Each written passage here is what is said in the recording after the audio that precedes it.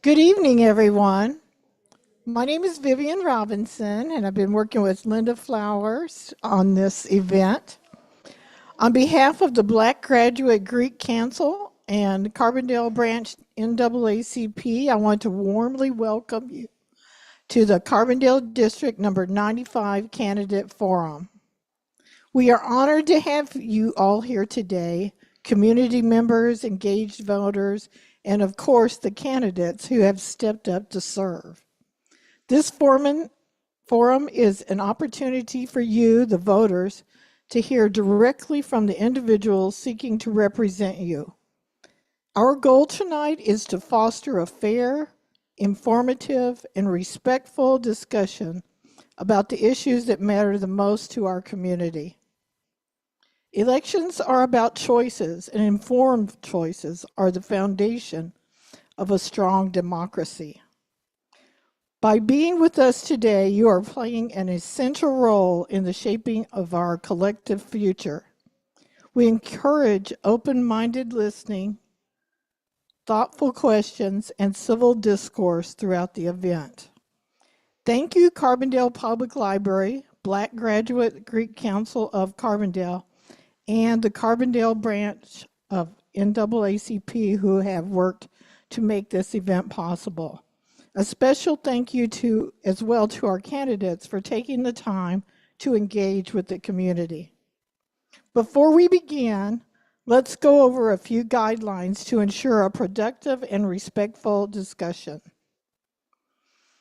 Our timekeeper sitting in front of you, right over there, will raise her green card when it is time for you to begin your response. She will raise her yellow card to indicate you have 20 seconds remaining, and we ask that you stop talking when her red card is raised. Responses to questions will be limited to 1.5 minutes to ensure fairness. Following the round of questions, we will state an issue and ask each candidate to express their agreement, support, or disagreement with the issue by raising their red or green card. We ask that the audience remain respectful and abstain from applause or commentary during the candidate response. After an initial round of questions, we ask candidates to agree or disagree with several issues by agreement with each statement. We also want to make you aware that we have index cards here for you to write other questions you may have. We will ask as many as the time allows before closing candidate statements. With that, let's get started. Please join me in welcoming our moderators, Dr. Ella Lacey and Quinion Ed, who will guide us through today's discussion.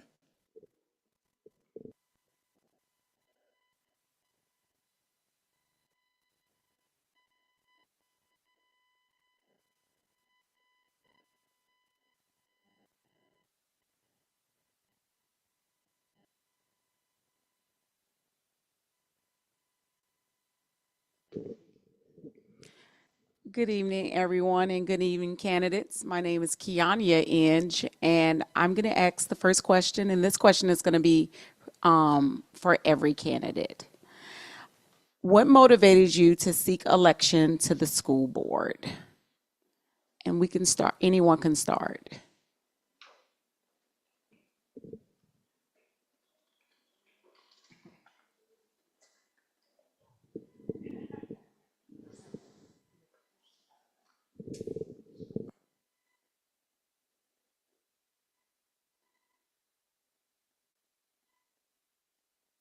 Yeah, I think that's it. Okay, that's right. Test one. Okay. I feel like I'm not finished yet, if that makes sense. My first 4 years serving has been an eye-opening experience, a learning experience, and I feel like we still have work to do, and I'm excited to continue that work if you all will go out and vote. Amen. Yeah, my name is Kathy Field, and like Corey, I think that I still have work to do. I joined the board at a time when we were undertaking a turnaround of the school, and that turnaround is in progress. It's not yet done. I'd like to be a part of finishing that up. Thank you. Good evening. My name is Renata Greer, and I'm just getting started. So I was appointed to the school board in October, and I'm learning of learning, but I'm excited for another opportunity to serve. I think what brought me to this position is, I was born and raised in Carbondale. A lot of people contributed to success. I think I could be where I am today for community support to me that time school programs and church. So I just want to get back to what people did for me. I want to do it for the next generation. And this year marks my 25th year in education. I started as a special education teacher, instructional coach, assistant principal, and I am back in the assistant principal role currently at CCHS. One of the things, I had the pleasure of working in District 95 for 2 years. But prior to moving here, I was a turnaround principal in three different states, Virginia, Georgia, and Alabama, turning around schools that look very much like the communities and the students that we serve. And in my time in 95, it really highlighted some of the need for some of the processes, for the systems thinking that is needed to help turn this district around. And so even though I left 95, I felt like there was still work to be done. And so I think that with my experience in turnaround, again, spending over 25 years and currently in education, I think that I would be a welcomed addition to bring a very dynamic and unique perspective to the board. Thank you. My name is John Major. I was on the board 16 years.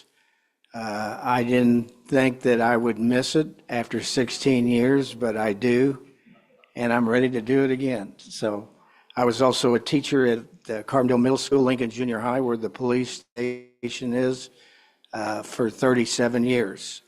So I'm willing to put the time in, and I'm very happy about running. Good evening, everyone. My name is Imani McHenry.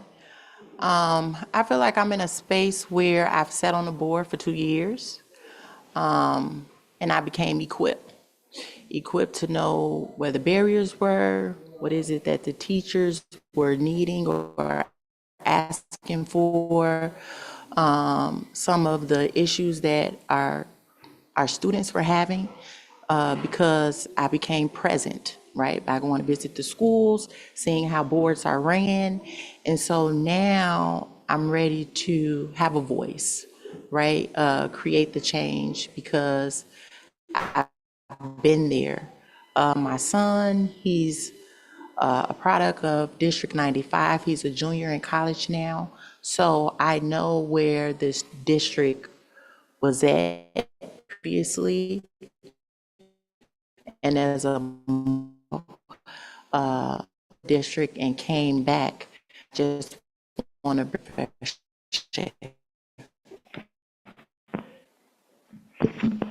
Thank you all for those. I'm Ella Lacey, and I'll be sharing the asking of questions. So we're going to start on that end this time with Imani McHenry. And you passed the mic away already, huh? And so the question for you is, what do you see as the biggest challenge facing the district today? And what can you do as a school board member to address this challenge? The biggest challenge in our district right now, I believe, is how we're able to funnel some of the money that we have. put them in places in which we would like to put them because of the capacity of whatever grants we might receive. The mental health in our school system right now, whether it's related to our students and our teachers and admin, really having that conversation could collaborate together for the students and what's best for them.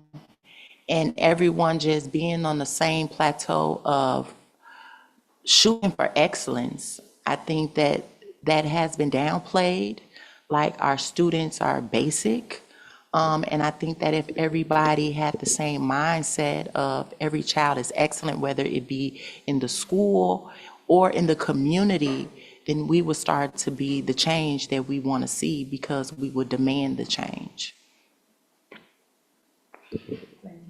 Thank you.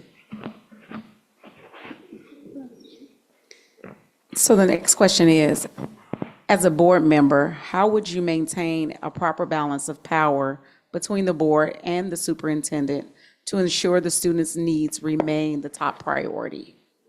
Well, the board is one group, and what they say is what needs to be done, and we take the advice from the superintendent. So we're here for the kids, and that's the most important thing about teaching, and that's where we're going. That's what the board has to do. Mr. Hunt, what policies and practices do you support to close achievement gaps and promote equity in the district? Thank you for that question. Currently, 95 has 4 schools, and all 4 of those schools are either performing at a comprehensive or targeted level. Those, when you look at the Illinois report card, are the bottom 2 designations. And so clearly there's an issue. I think with my experience of having and leading through an academic lens, I think that we really need to look at our teacher preparation, making sure that our teachers have the resources and support, and that goes into mental health and wraparound services and SEL and all of those type of things. We need to be looking at culturally responsive practices. What are those best research practices, those high yield things that will come back? The other thing that I think we need to do to start to measure our growth, we do have a strategic plan, but I think what is missing in that strategic plan are key performance indicators so that we can measure if we're going in the right direction or if we're not. And so I think really having those things in place will allow us to either continue if we're moving in the right direction or make some shifts in real time or in through the strategic plan if we need to make some shifts for the next school year to make sure that we are bridging those instructional gaps. Because if you look at those, our Illinois report card, those gaps are not closing, they're widening. And that is not the case in other areas. Again, having led 3 schools, you can close those gaps if you're very intentional and prescriptive. Thank you.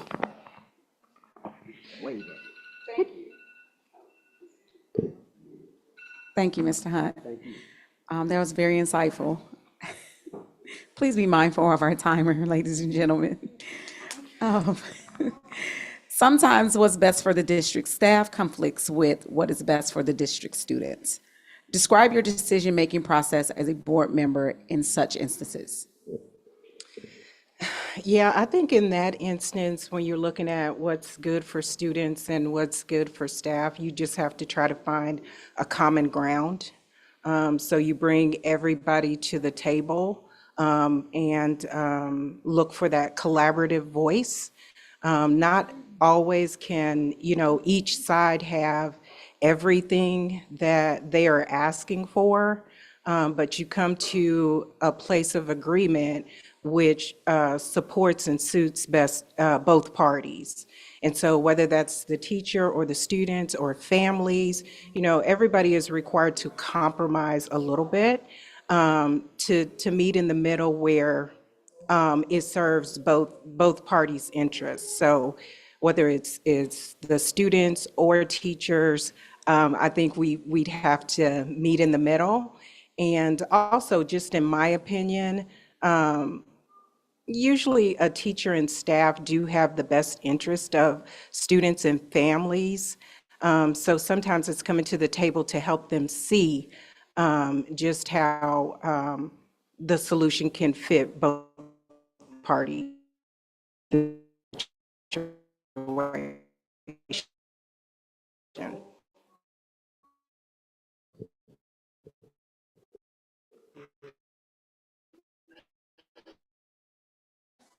That illustrates your ability to work effectively with Carbondale community members? Oh, gosh. I've been in Carbondale since 1985. And during that time, I've been, excuse me, a member of many different organizations, some civic, some political. For example, I was president of the stage company. I was a founding board member of the Varsity Center for the Arts, member of the Peace Coalition, a coordinator for the Racial Justice Coalition. I think that each experience has deepened my understanding of Carbondale, my knowledge of its people, as well as expanded my circle of friends. I feel very fortunate to live in this community, and I wouldn't live anywhere else. Thank you. If elected, what would you hope would be a key accomplishment during your years of service? If a current or former board member, what has been your most significant accomplishment? When I got to the board, I don't want to say the board was in disarray, but there was a lot of there was a lot of disagreement. There was a lot of butting heads. Board members, our board meetings would go for hours, and just a lot of issues there. I like to think that working together is an accomplishment, especially with the climate that we are all living in today. Sometimes it's hard for people to see eye to eye.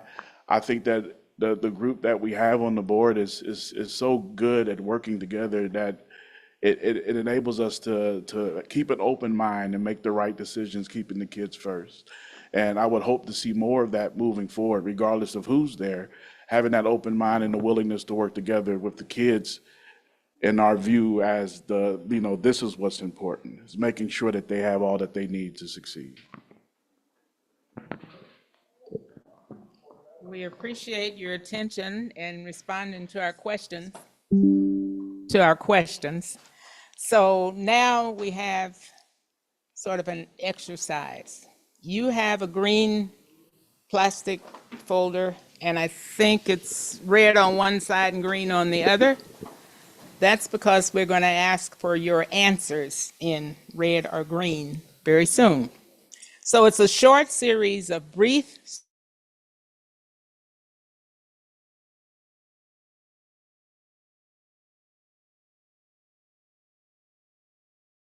agree, and that answer will be that you agree or disagree. Agree is green. Green is the go color. The timekeeper said the same. Green is go. Okay, then disagree is red, the stop color. So we ask you to hold up either red or green. Don't try to confuse us by trying to show both of them. Okay, so we'll get started with those. Okay, our first agree or disagree question is, do you agree or disagree with students being allowed to have their cell phones at school?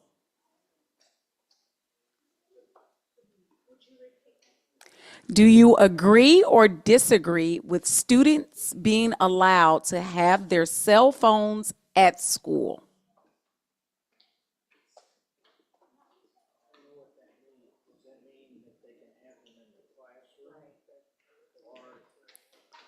So So the question isn't specific to classrooms. It's just asking if you would agree or disagree for them to have them at school.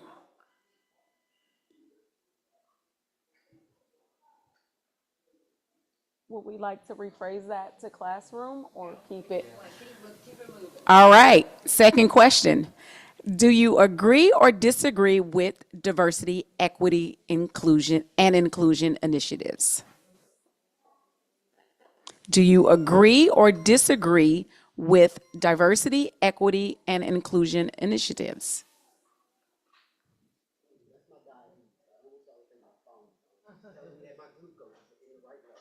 Oh, praise God. We will like to hear that ding again. Are you satisfied or dissatisfied with the district's level of parental involvement? So that's a satisfied, that's a agree or disagree with the level of the district's parental involvement. So a satisfied is an agree and a dissatisfied is a disagree.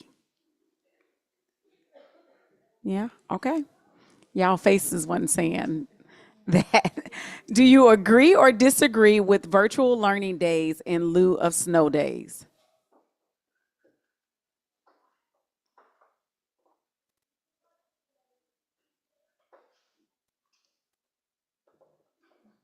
Okay. Do you agree or disagree with banning books from school libraries?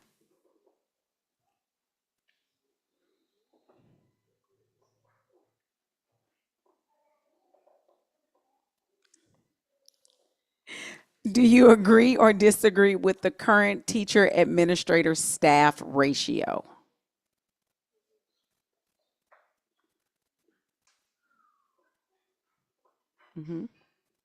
Do you agree or disagree with the following statement? It is important to have a teaching staff that reflects the diversity of the student population. All right. Well, thank you all for that speed round of agree or disagree. We appreciate y'all, and I think I'm turning this back over. I am turning it over to Dr. Flowers.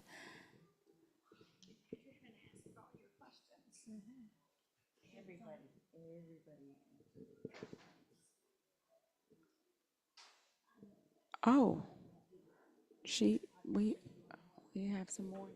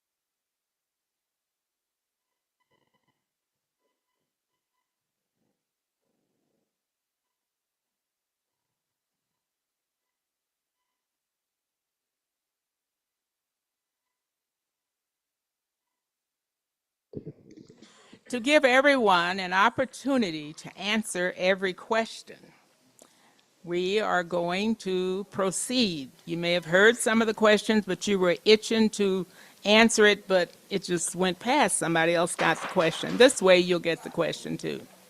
So, I'm going to start with Mr. Major. What do you see as the biggest challenge facing the district today, and what can you do as a school board member to address this challenge?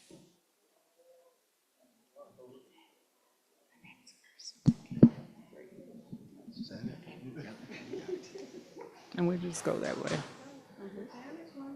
What? Okay. The biggest challenge, I believe, is treating every student with dignity and respect, doing as much as we can to help each student. And that's the most important thing in school, our children, and we have to do that.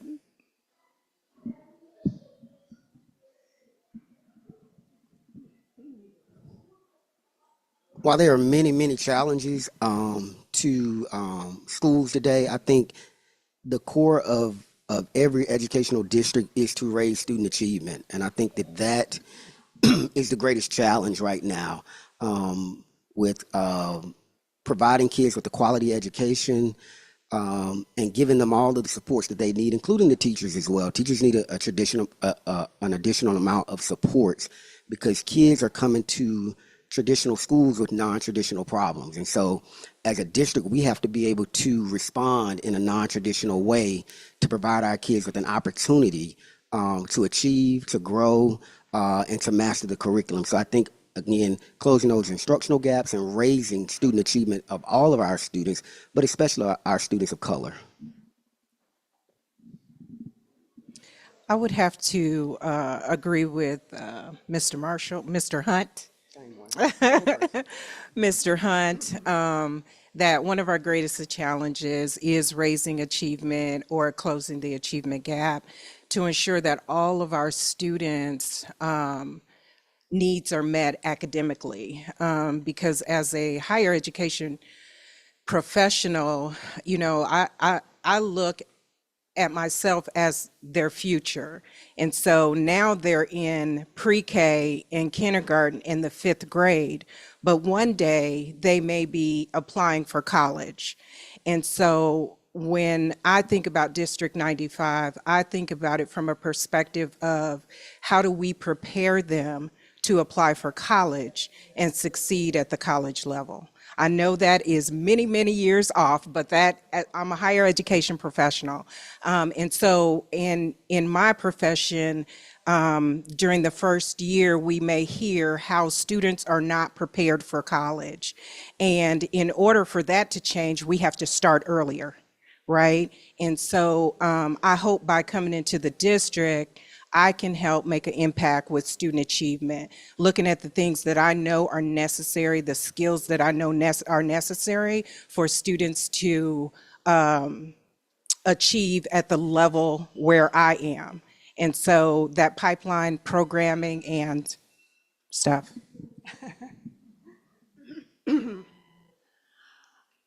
I think the biggest challenge that we face as a district is the fact that 74% of our families are living in poverty. This is significantly higher than surrounding districts. If you take a look, for example, at Carterville, 42%, and we're at 74. We're getting a higher percentage of families who are low income than they are getting. And being low income brings a lot of problems with it. You know this as well as I do. Poverty brings alcoholism, drug abuse, child abuse, all the other attendant ills. And as a school district, we know the kids are coming in every day with these problems. And what we're doing about it is we're attempting to bring in more social workers. We've increased the number of slots for social workers. And we've launched a new program called the Community Schools Project, which will put 2 additional social workers in, as well as health clinics, food pantries, clothes closets, and so forth, to address this very real need. Look, folks, COVID hit our families harder than the average American family. It ain't over. Is my time going? Okay. I have to echo everything that has been said on this panel. Everyone is absolutely right. And I love that our board is already taking strides in the right direction with the Community Schools Initiative and that grant that we were awarded. I'm grateful to be a part of that being awarded. And I'm also grateful to see it, come into action. I've told this story before, and I'll always tell it because it was very impactful. When I was working at the middle school, there was a kid who would come into school late almost every day, and I would, wonder what's going on. And of course, the dad in me, the strong black man in me or whatever, would be like, "Get your butt to school on time. What is wrong with you?"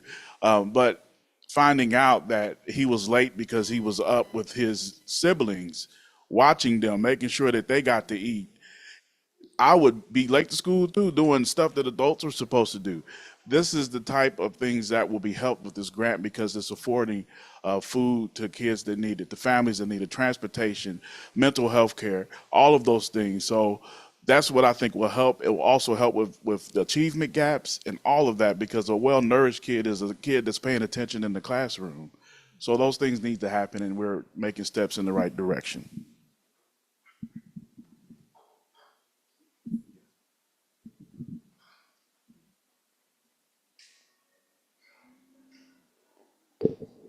All right. Can you share with us an example from a past experience? I'm sorry, wrong question. If elected, what would you hope would be the key accomplishment during your years of service? If a current or former board member, what has been your most significant accomplishment? That's for you. That's for you and everyone else. What I would hope to accomplish is to raise the test scores.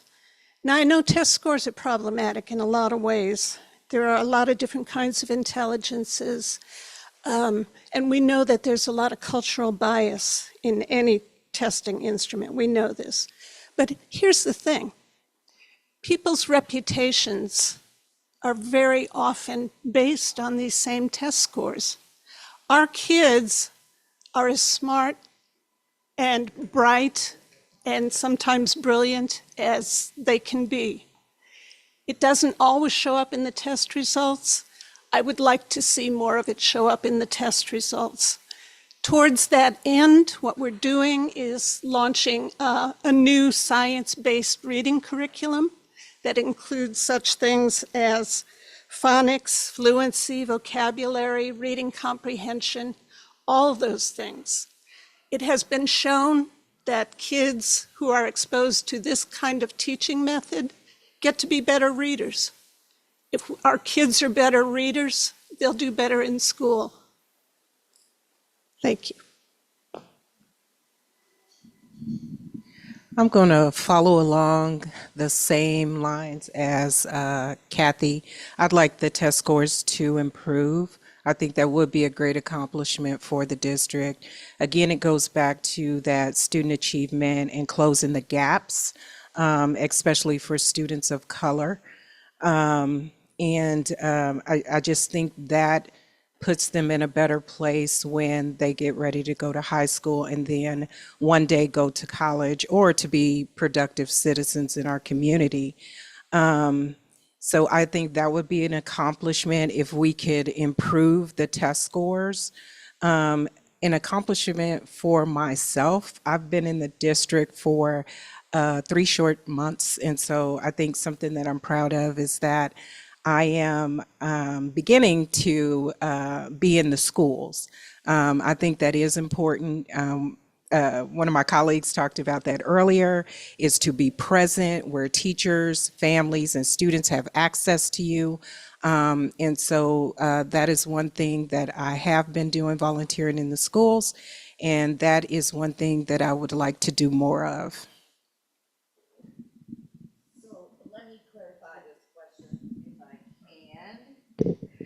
The what you hope would be your greatest accomplishment is for anyone who is not on the school board. If you are on the school board or have been, what has been your most significant accomplishment? I want to answer this question very quickly and then circle back to something that Ms. Field stated. My greatest hope would be to, again, raise the academic achievement of all students in the district.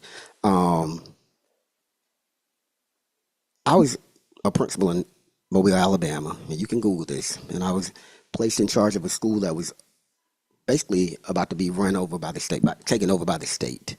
And it was in the poor zip code in Mobile, Alabama, Pritchard, Alabama, Collins Road Elementary. 2 years later, we had a report card grade of 79. That was the year before COVID. I think had COVID not hit, we would have been a B-rated school. We have to stop blaming poverty for reasons that kids can't learn. It's not about the zip code the kids come from, it's about what happens in that zip code. And so I think that if we're intentional, we're strategic, and we latch on to the word of unacceptable. It's unacceptable for our kids to perform at certain levels. It's unacceptable for them to exhibit or put out some of the test scores that they do. And then we put the things in place that they need to be successful. All kids can learn, even those kids that come from poverty. But you have to be intentional, you have to be prescriptive, and you have to be firm in what you're doing. And I think that the district has some things in place, but there are some things that are needed. And so again, and then to talk about COVID, one of the things you have to look at when it comes to COVID is done. I think one of the things that was done while I was on the board, we developed the plan so that if a student was behind in a certain area in the curriculum, there were places that the teacher could go for that student to develop that concept if they were weak on that concept. So our district is doing that, and it's all online. So that's very good for what we've been talking about up here as far as student achievement is concerned.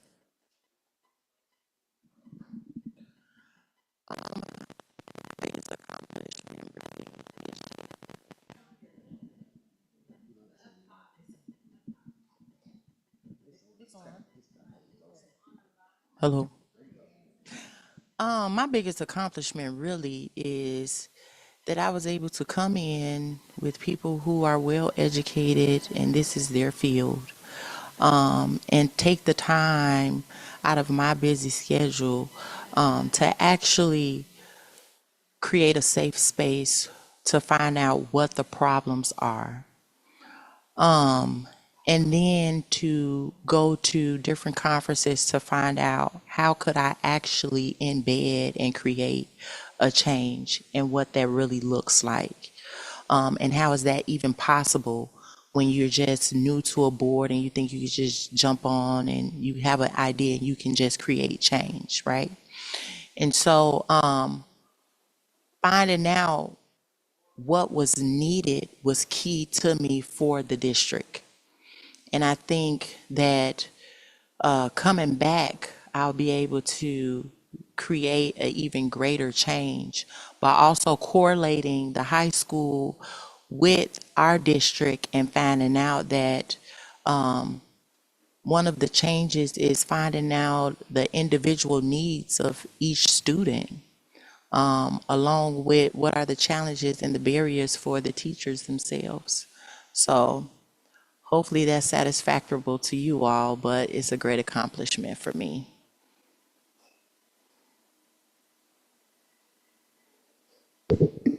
All right, we'll let the questions start with you again.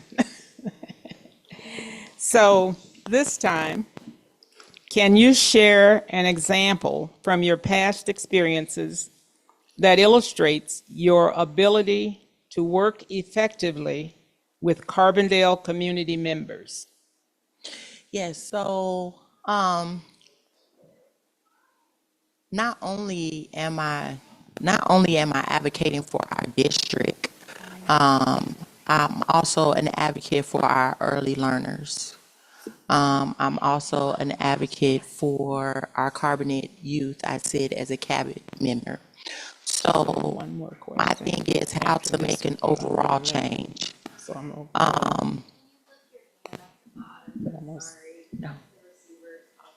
I'll skip class 0 on this one. So becoming And invested in the community by being there, maybe and then also learning how could I create literacy amongst our community. So I'm big on digital literacy, so finding out how can I combine or collaborate with the organizations around us and use technology to help our students. all right, same question, Mr. Major. I've been in the district so long that I think I know practically everyone in Carbondale. And I use that to an advantage as far as talking to people and telling them what's going on in the community and what's going on in our school system. And I think that's very important that you talk to everyone and you let them know what's going on. Thank you. So Carbondale for me is the smallest district that I've ever worked for. Prior to coming here, the smallest district I ever worked for had about 80 schools in it, and so Carbondale Elementary only has 4. But there's beauty in that these are truly community schools. And so I think that there's an opportunity to really be strategic and partner with individuals in the community, because I think even though I've only been here for about 4 years now, Carbondale has everything it needs to be successful. And so I think it's about identifying those key organizations, key people. I think that the current board has done a great job with the Community Schools Grant and starting to lay some of that foundation for that work in partnering with the community. And so I think for me, it would be how do we leverage that grant along with really reaching out to more of our external stakeholders and getting input in terms of how they can support our students and teachers in district as a whole.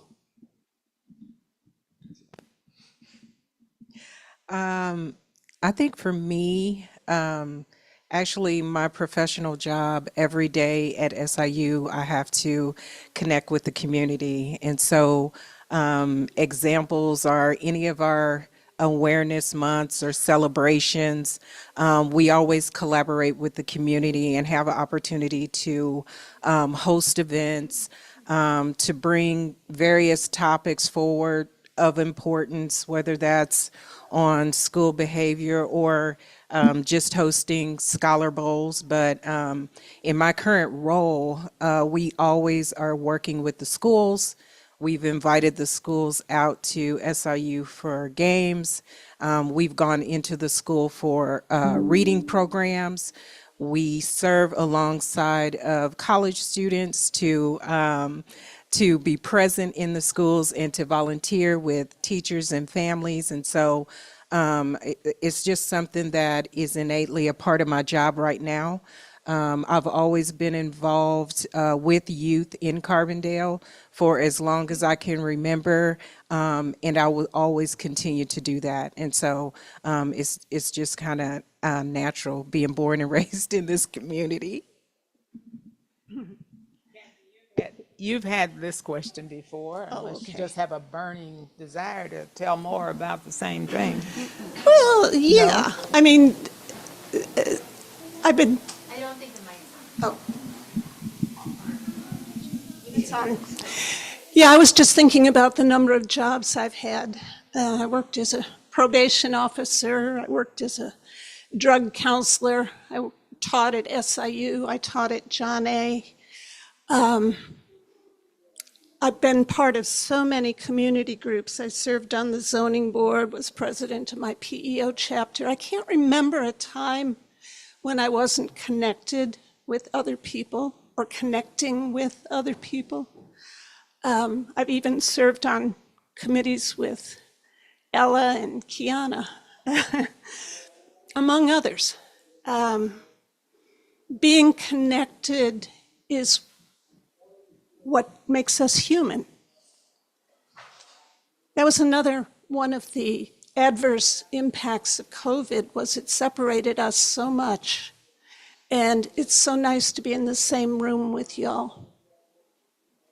This is what it's about. I would say much the same as what's been said and echoed. Growing up here, we're in a small, an area, so you're almost automatically connected to your community. I grew up in the church, so some would say I'm a church boy. But growing up in the church, you learn how to serve. You learn how to be a part of your community and serve other children and family that are in need. So definitely have done that.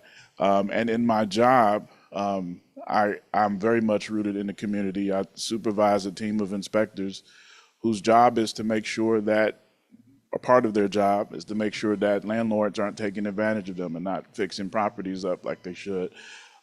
So I like, it's hard for me to go to Walmart and not see someone who I have impacted one way or another, to where it's like, hey, you remember you came and you told my landlord to fix that refrigerator and they did it. Or where you see a kid that you saw all year at your church that sees you and wants to hug you because they remember the song that you taught them. So I'd like to think I'm very rooted in the community, and I hope I answered the question.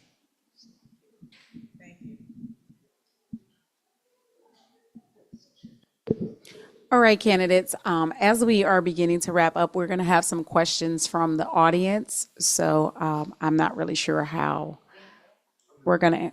Oh, Daniel is here with the questions from the audience. I'm going to pass the mic over to him. Thank you. Hello and good evening, everyone. The first question from the audience is, what impact do you think the elimination of the Department of Education will have on District 95? We can start off with Mr. Corey. Major impact, being that that department is responsible for funneling the funds that we use. Our district, to pat the district on the back, we have done a great job with allocating funds appropriately, especially with ARPA funds that came through the COVID pandemic. We were able to funnel those funds and place them in areas that were needed so that we can make improvements that we normally wouldn't have been able to make because of the money that we currently have. So it's hard for a government. It's hard for me to wrap my mind around the fact that a government entity who does not walk the streets that you're walking and going in and out of the schools that you're going in and out of gets to decide what you can and can't get. So that would be very difficult for us. But I do not believe, I feel like Mr. Hunt in this, I do not believe that that is something that would destroy us. I think we would figure it out. I think we would pick up the pieces and figure out what to do to continue to be successful. Yeah, what you're touching on there is our worst nightmare. We got this 5-year grant. We're only in year 1. If the rest of it goes away, so does the community schools project. Which means what? Which means that we won't have the extra supports that we're looking at for our families. We also think that that federal money is going to be funneled through the individual states. And we know that our governor and the president are kind of at odds currently. So we're a little bit worried about how much federal money is going to come back to Illinois. We can do a lot.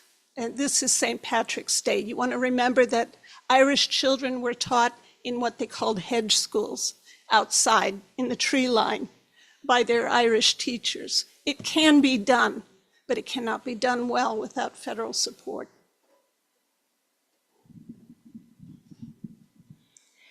I concur with everything that has been said. It's going to be difficult with what's happening with the Department of Education. And we can't even know the full scope of the impact of what will happen, whether they will divide the departments off and send them to other departments. We do know it's going to cause some type of distraction or disruption for students, families, and schools. But all we can do is what we continue to do at SIU as well. As this problem impacts us, we have to continue to reassure students and families that whatever is necessary for them to succeed at our institutions, that is what we're willing to do. It's not the first and only problem we've ever had in decades and decades and decades of educating. And so this one will pass. It won't be easy, but it also will pass. And I agree with Kathy and Corey, we will figure it out. Yes, my gravest concern with the losing those that federal funding is through our Title I funds. When I think about the work that myself and my teachers did at those 3 schools to turn it around, we were able to leverage those Title I funds to provide additional teachers to lower class sizes. We hired additional instructional supports to working with smaller groups of kids to close those instructional gaps. We lengthened the school day for those students who needed it most. And so I am fearful for that piece of money, because that money, when used right, when leveraged, can really make a difference with student growth and achievement. And so I don't know I think we're all kind of trying to figure out what is going to happen, but I do know that the district will have to make a plan for how we replace, if possible, that pot of money that is used to support our most vulnerable students, including our special education students. There's no doubt that when you have a dumb person doing what's being done, we have a lot of smart people in our district who will figure it out and do something about it.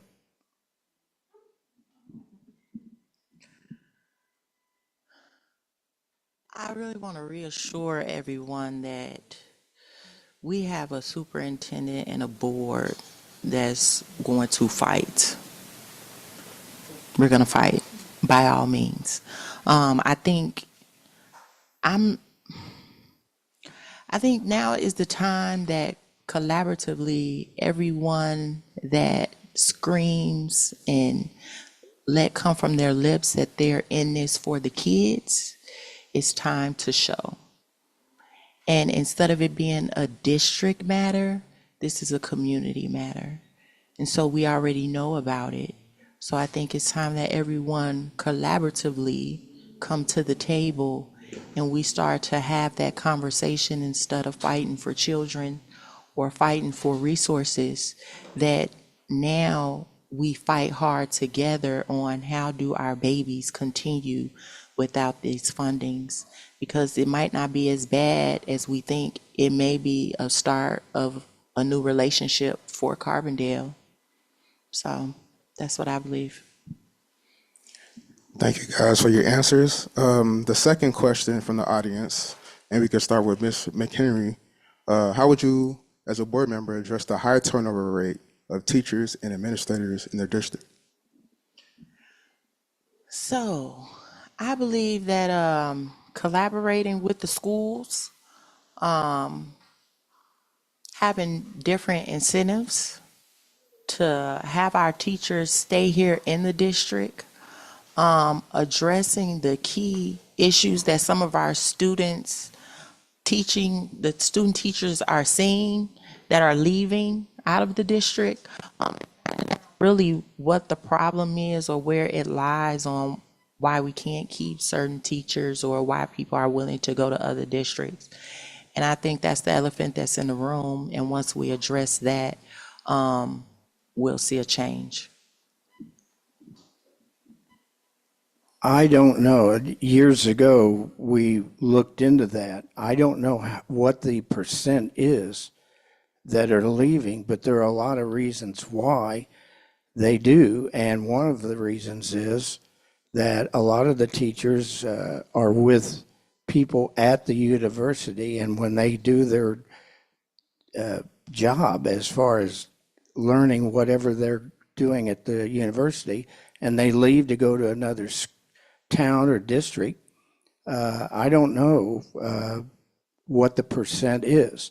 I didn't think when I was on the board that the percent was that high.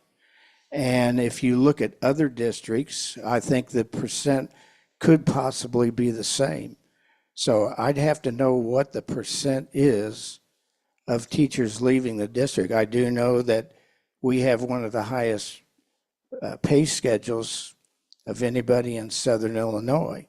And as far as I know, a lot of the teachers in other districts are in the outlying area or coming to Carbondale. And I don't know. You got to know how many people are leaving each year and look at that statistically.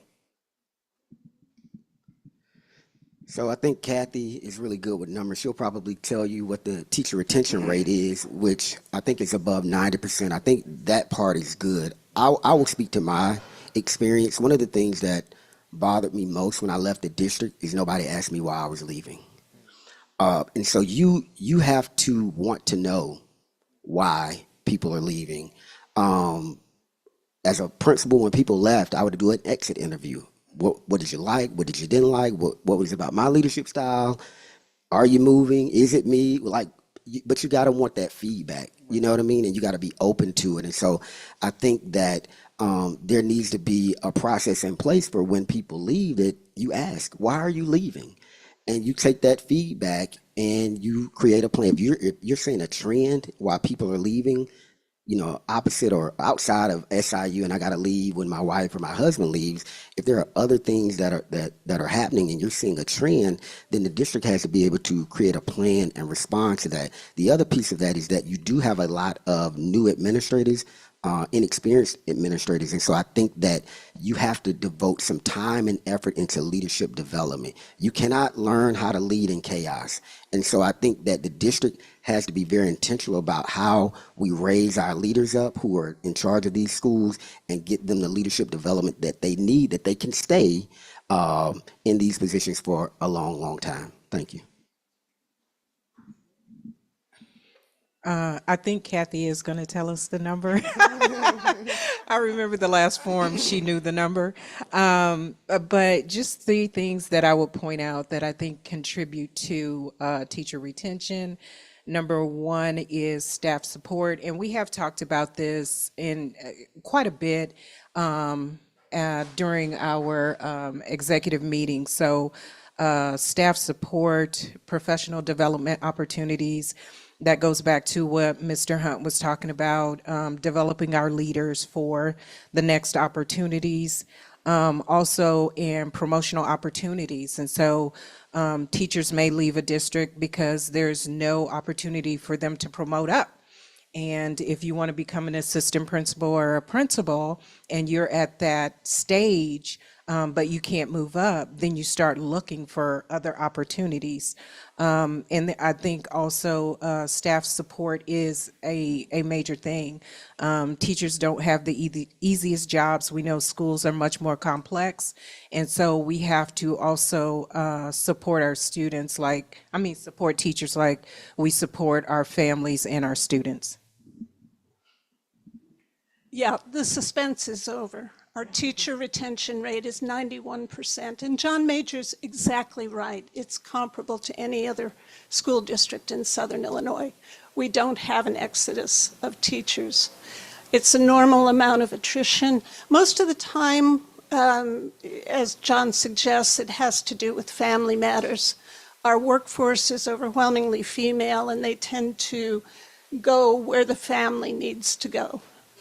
In other words, their career is not the primary concern of the family necessarily. So Having said that, I also want to point out that we typically don't have trouble filling vacancies. People want to come and work for District 95.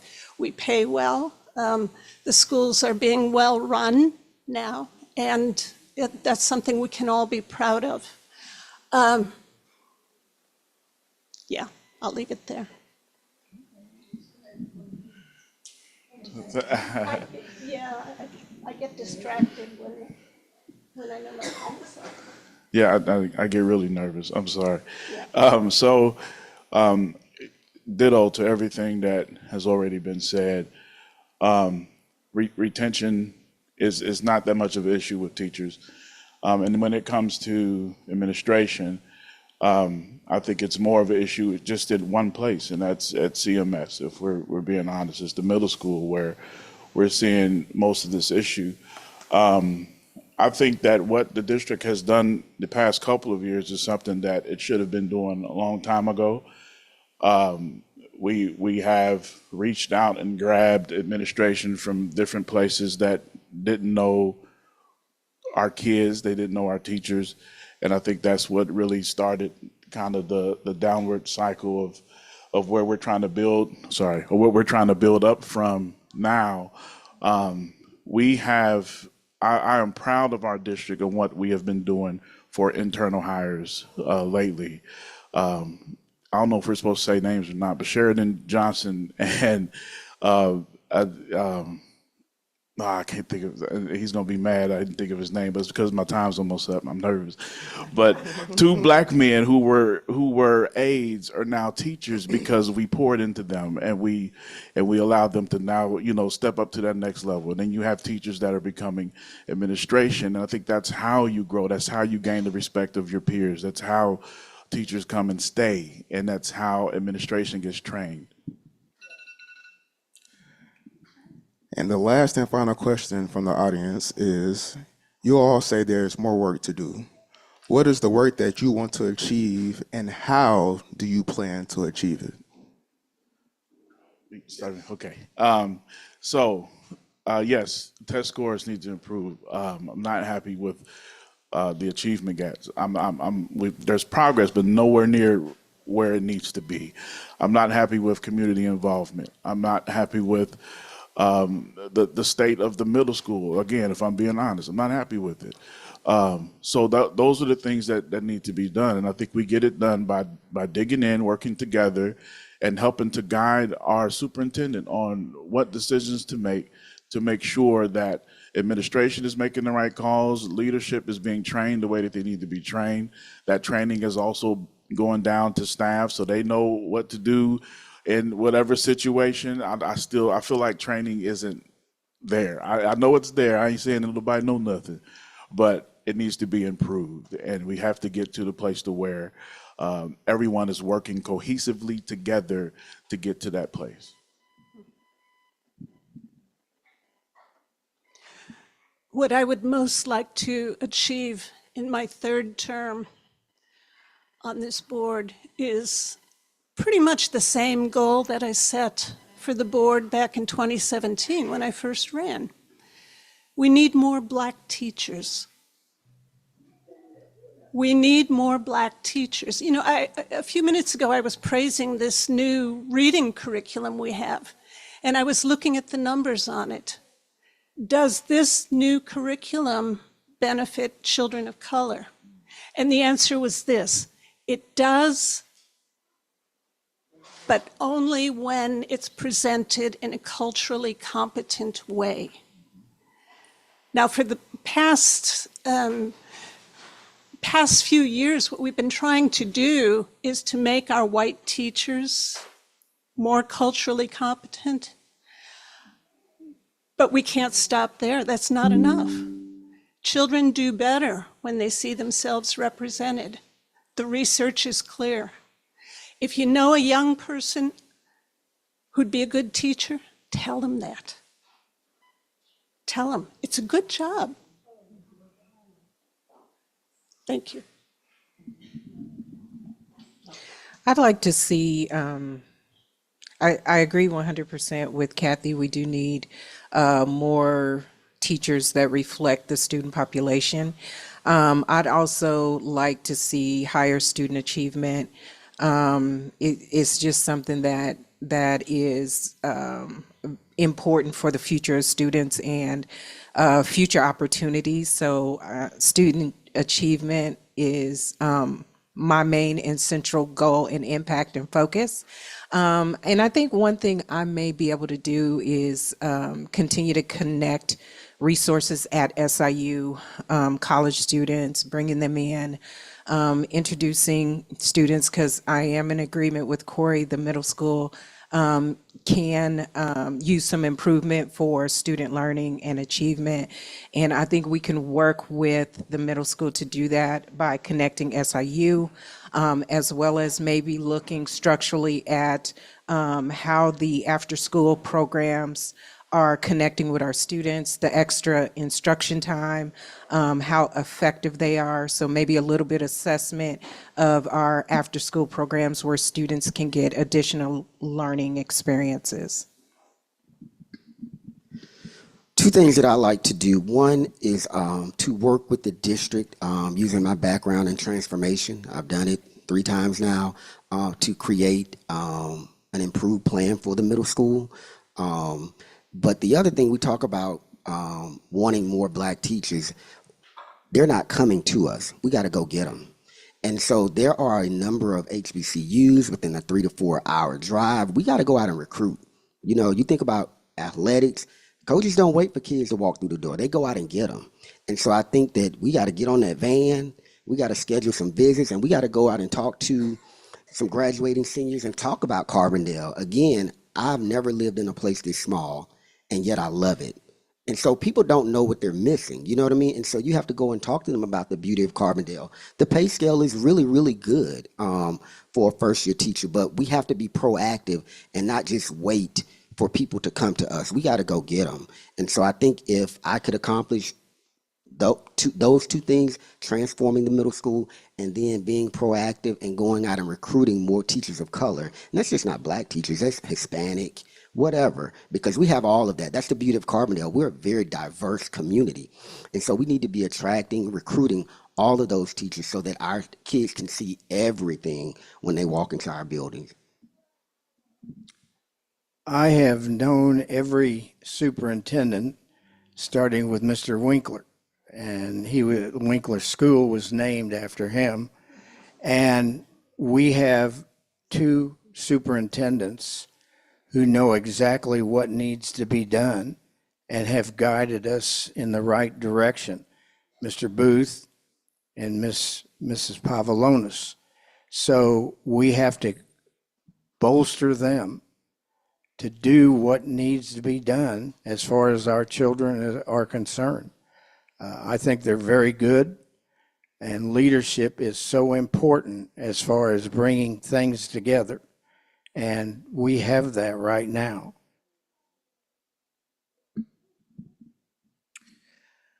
I agree with what everybody said. Right now, my plan is working with the early learners, finding a plan of transition, whether that be from Head Start, pre-K, and what that looks like coming into parish. Creating that relationship, sharing resources with other organizations that I'm a part of, and seeing how can we embed that within the district. And really advocating for our teachers to be trauma informed, because I'm hearing that a lot from our teachers. Like, we know that it's really not behavior issues. Our kids come from a lot of trauma, but I don't have any type of training on that. So I really don't know how to handle that. So making sure that that's done, and really just putting our ear to the ground and finding out what is it that the kids are asking? What are they wanting? We're like non-traditional classrooms is kind of like out of date. You know, can we have class outside? Can we connect it with technology? Can we give our kids exposure? Is Carbondale the only place that they've seen how can we allow them to see things outside of Carbondale but still be here because of our lack of resources?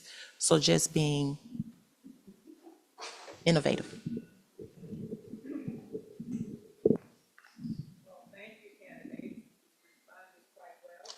Oops, to our questions.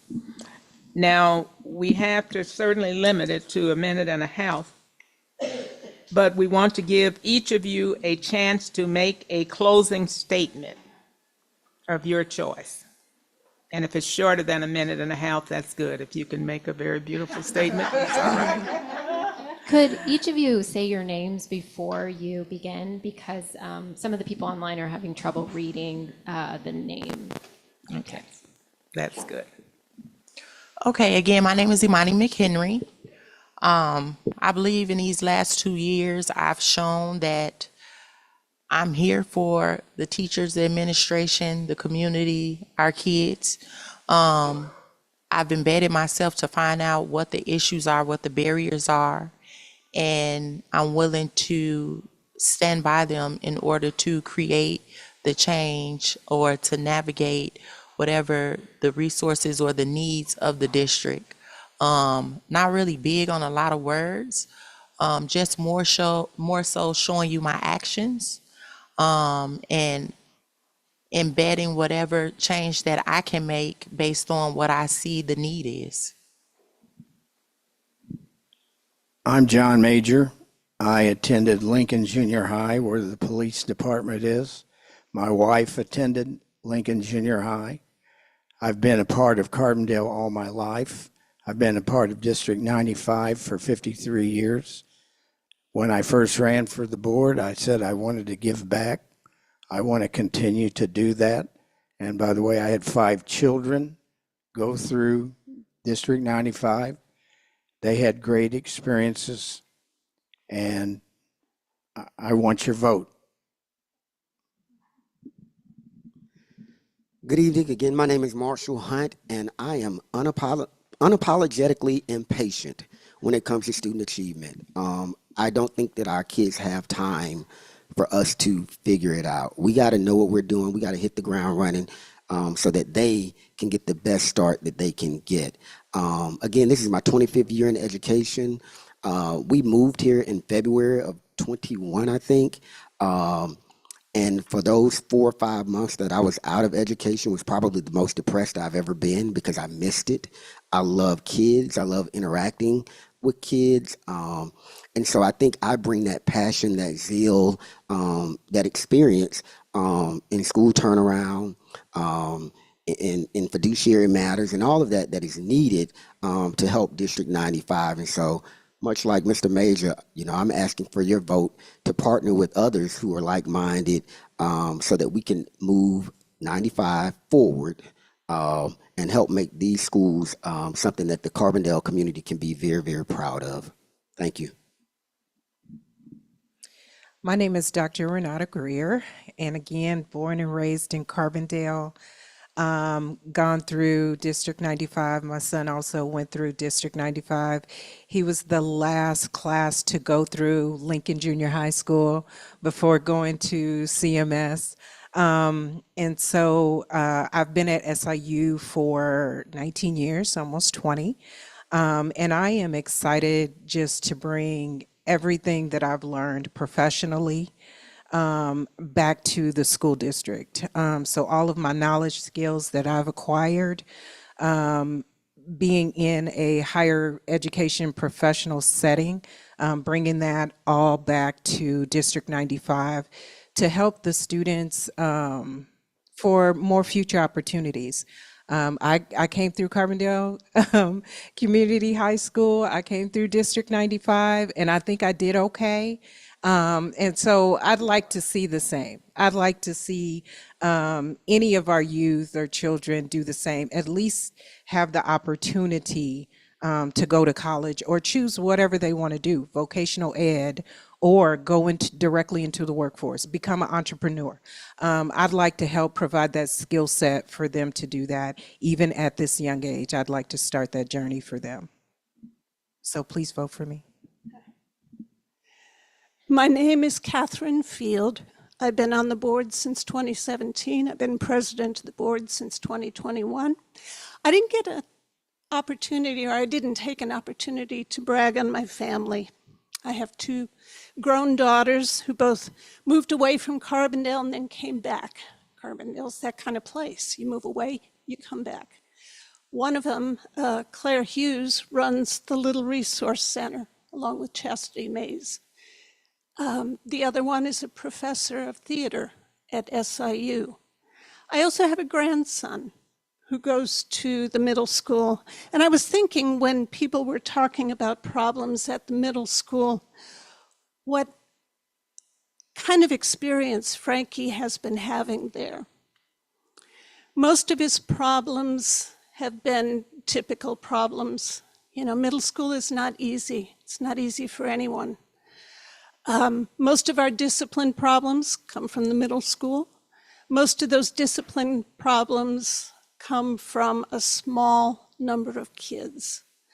90 kids last year were suspended either in school or out of school, but it wasn't 90 different kids. It was only 75 different kids, which is less than 5% of our students. Which means what? Which means 95% of our students can do the work and are doing the work, and we're proud of them. Thank you. All right, my name is Corey Coughlin. As a child, I grew up here in Carbondale. Spent some time, me and my sister, playing with Claire and Katie, who are her daughters. We lived next door. Received some detentions from Mr. Major. Some from Mr. Cox is back there, Pastor Cox. And you gave me your confidence 4 years ago. After I worked at the middle school for a few years, and I got tired of sitting at home on the couch complaining. Said, I'm gonna do something about it. I'm gonna see what I can do to be a part of change. And I thank you for the confidence that you gave me, and I hope to get it again. Early voting is open. April 1st is the official day. I think the beautiful thing about a board is you've heard several different perspectives sitting here, different backgrounds, different points of view. I think it's amazing that this group of people can still come together to forward our schools. And I just love that, and I would love to continue to be a part of that.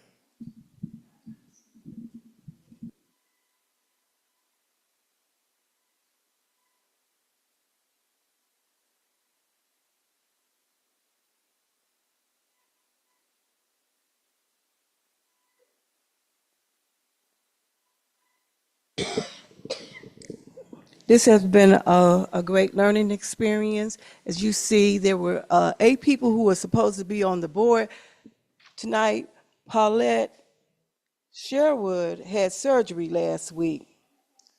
Tangela Oliver is a PhD student and has classes tonight, so we would like to forgive them for not being here. Now let us give all of our candidates a round of applause. Candidates, we thank you for putting yourself out there and your willingness to serve the community. Attendees, in person and online, we thank you for attending and ask that you just don't keep this information to yourself, but that you share it with others. Lastly, we remind all of you that Tuesday, April the 1st, is Election Day. Polls open at 6 a.m. and close at 7 p.m. You may vote early at the Civic Center, March 21st, 26th, 27th, and 28th, from 9 a.m. to 3 p.m. At the Student Center, March the 24th and the 25th, also 9 a.m. to 3 p.m. At the Jackson County Courthouse, every Monday through Friday, including April 1st, Election Day, from 8 a.m. to 4 p.m., and on Saturday, March the 29th, 8 a.m. to 12 p.m. And remember, at the courthouse, you can register to vote and vote all at the same time. Thank you so much.